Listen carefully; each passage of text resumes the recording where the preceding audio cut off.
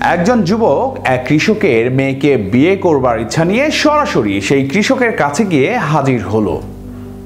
এবার কৃষক মনোযোগ দিয়ে ছেলেটির দিকে তাকালেন। এরপর হালকা একটি মৃদু হাসি দিয়ে বললেন, বিয়ে অবশ্যই হতে পারে, কিন্তু একটা শর্ত আছে। যদি তুমি সেটা পূরণ করতে পারো তবেই এই বিয়ে সম্ভব। ছেলেটি আগ্রহ ভরে জিজ্ঞেস করলো, কি শর্ত বলুন তো? কৃষক বুঝিয়ে বললেন, তুমি আমার খেতে যাবে, আমি 3টে বলদ ছেড়ে দেব। যদি এর মধ্যে যে কোনো একটি লেজ ধরতে পারো তাহলে বিয়ে পাক্কা, কথা দিলাম। এই চ্যালেঞ্জটা ছেলেটির কাছে বেশ রোমাঞ্চকর মনে হলো। সে খুশি মনে ক্ষেতের পাশে গিয়ে দাঁড়িয়ে পড়ল। এরপর প্রথম দরজা খুলল।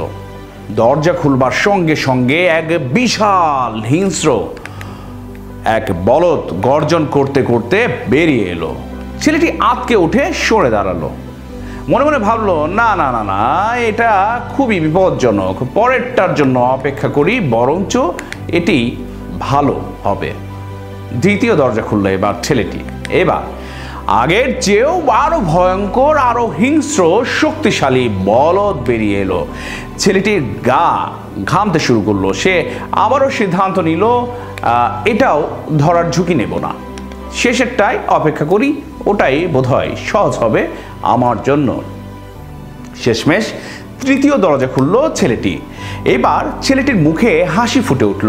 দরজা দিয়ে একদম দুর্বল, বেশ কাপা কাপা হালকা ধরনের একটি বলদ বেরিয়ে এলো। সে আনন্দে কোমর বেঁধে তৈরি হয়ে গেল। মনে মনে ভাবলো, এটাই তো আমার সুযোগ, এবার আমি লেজটি ধরব। কিন্তু এই বলদের তো লেজটি নেই। ছেলেটির মাথা চেপে ধরলো, অর্থাৎ ছেলেটি এখন কান্নায় ভেঙে পড়লো। হায় আল্লাহ, কি করলাম! সুযোগগুলো সে একে একে সবগুলো হারিয়েছে। এখন আর কিচ্ছুই করার নেই, শুধু আফসোস আর আফসোস। খালি হাতে ফিরেই যেতে হলো তাকে। সুপ্রিয় দর্শক, এই গল্প থেকে আমরা যেটি শিক্ষা হিসেবে নিতে পারি, জীবনে অনেক রকম সুযোগ ভরা, কখনো সহজ, কখনো বা কঠিন। কিন্তু যদি প্রথম সুযোগটা হাতছাড়া করে ফেলি আমরা, তাহলে পরেরটা যে ভালো হবে তার কোনো গ্যারান্টি নেই, কোনো নিশ্চয়তাও নেই।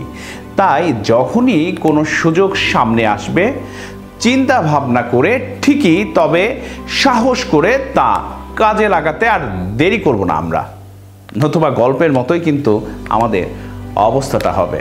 আর বাকিটা আমাদের বুদ্ধি আর আমাদের সিদ্ধান্তই আমাদের পৌঁছে দেবে স্বর্ণ শিখরে।